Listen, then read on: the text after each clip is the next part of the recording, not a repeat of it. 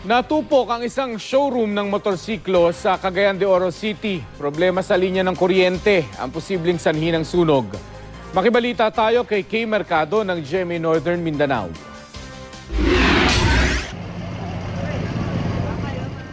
Nasunog ang display center ng isang tindahan ng mga motorsiklo sa Barangay Lapasan, Cagayan de Oro City. Ayon sa security guard ng compound, nakita niyang may kumislap muna sa linya ng kuryente ng ceiling fan. Nagpatawag siya ng bumbero at kumuha ng fire extinguisher. Pero sarado ang gusali kaya hindi niya ito kaagad napasok. Nang puwersang masira ang padlock sa pinto, malaki na ang apoy sa loob. Di naman matabang magi, pasirita na mo na, hurot na lang.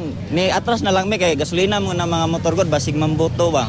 Ayon sa Bureau of Fire Protection, doble ingat sila sa pag-apula sa sunog dahil nga may gasolina pa ang ilang mga motorsiklong nasa gusali. Natupok ang marami sa mga motor. Naapula ang sunog matapos ang mahigit isang oras.